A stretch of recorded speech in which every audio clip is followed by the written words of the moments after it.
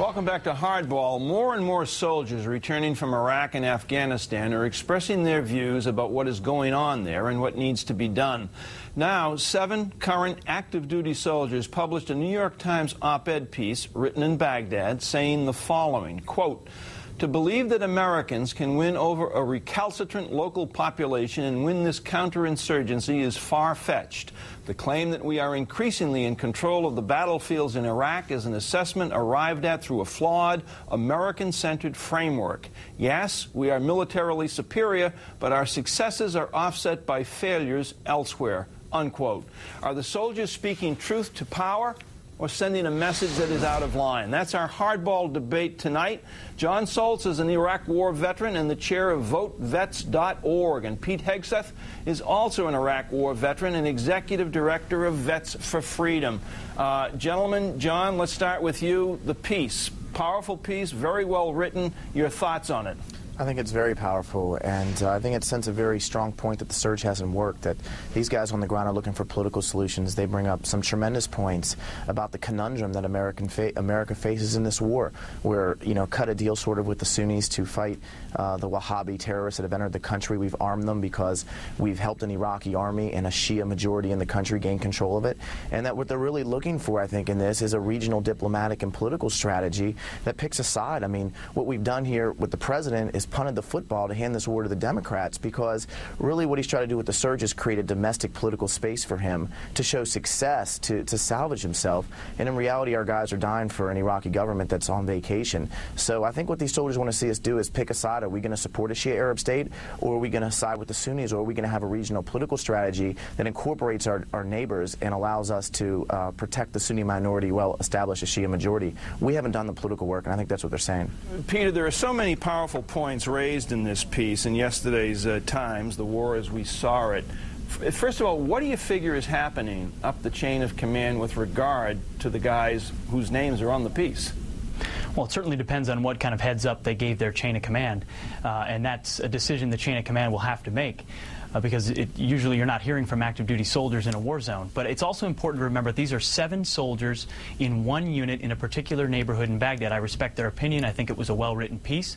But the 82nd Airborne is responsible for a 10 by 10 kilometer section of Baghdad that has not yet been affected by the surge environment. So they've been in an area where dealing with and using policies and using a strategy that has not worked thus far, but they have yet to see the surge impact their neighborhood, and I think they will see the kind of changes that we've seen elsewhere in the country so far. If you look at Anbar province and you look at political reconciliation, it happens when we provide military security. You have to provide, the peace itself said the Iraqis don't want food, they want security first. Right. And that's what General Petraeus is trying to do, and that's what he's done in Anbar province, he's doing in Diyala and Baghdad. And if you ask those people out in Anbar province who the occupying force is, they will tell you straight out it is Al-Qaeda. They've seen the face of what that worldview looks like, what it looks like when those people impose their worldview on the population. They've rejected it, and American soldiers and the security they provided helped them shed that occupation. And now they're living with peace on the streets, and there was true political reconciliation with the tribes, and there are opportunities to do that elsewhere, including in Sadr City, where the 82nd Airborne is.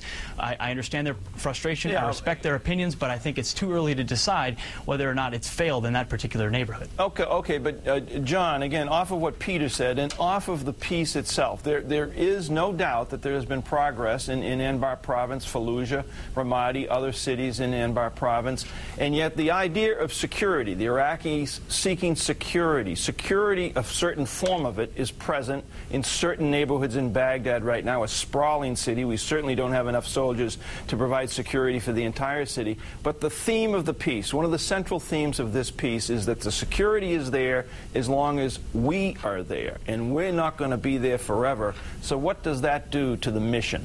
Well, I want to address the Anbar situation because I think that's the most important. We haven't surged in Anbar. What we've done is we have the Shia Arab state that's evolved with support from Iran inside of Iraq. They want to excuse me for a second. They want to consolidate their power. So what we've done is we've aligned ourselves militarily. We've given arms to the Sunni insurgents to turn against Al-Qaeda. We cut a political deal in Anbar. We did not surge our troops there. We surged in Baghdad. There's 6 million people that live in Baghdad. We need 160,000 combat troops just for that area. I think these troops feel frustration. I think many of them are probably on their second tours.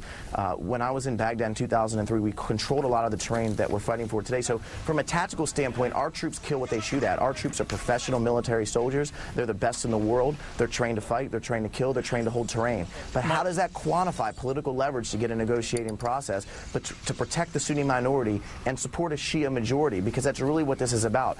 Who is America supporting in this civil war? And as the soldier said, if we don't support anybody, then everybody's going to be against us. Because as the soldier said, they claim we're an occupying force. Let me read this to both of you, and then Pete, jump in here. You first after I read this. This is a paragraph from the piece yesterday in the Times, The War as We Saw It. A few nights ago, for example, we witnessed the death of one American soldier and the critical wounding of 2 others when a lethal armor-piercing explosive was detonated between an Iraqi army checkpoint and a police one.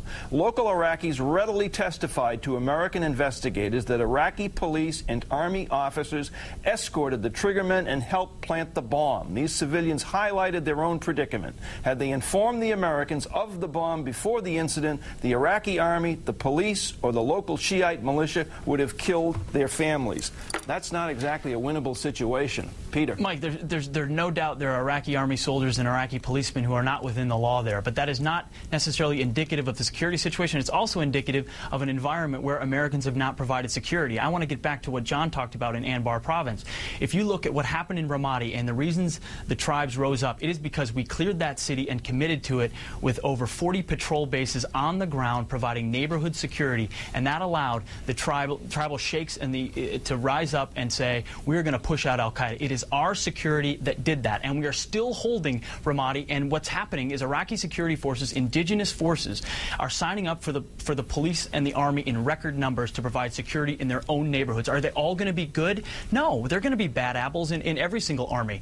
But should we, because we've got a few bad apples, should we step back and allow the entire country to implode and leave a haven for al-Qaeda? We've seen progress happening in Anbar, and it's because Americans committed to security. We need those same kind of commitments throughout Baghdad and in Diyala. It's what's happening right now, and that neighborhood that these 82nd Airborne soldiers are talking about, while unsafe, has the possibility to be secured. A Marine colonel said that Anbar province was lost 7 months ago. Tell that to the guys that are there now. Tell that the Iraqis that are there now that have security in their streets. The fact of the matter is that success in Anbar is present because we cut a political deal with the Sunnis. They understand that there's the Badr but that's Corps, what counterinsurgency the Mahdi army. is. So there you have these Shia militias and Iranian influence that's consolidating power for the first Shia Arab state. The Sunnis understand that their only benefit, their only hope, is now to cut a deal with the Americans where we arm the Sunnis to fight, this mystery al-Qaeda in Iraq. Sunnis have because essentially what we're doing right now is we're fueling both sides of a civil war. And so we need a regional policy that protects the minority and helps the majority. We have not dampening the security. We have not done the political and diplomatic work required to support our troops on the ground. We have to end it there. John, Peter, thank you very much, and thank you for your service. Thank you. Up next.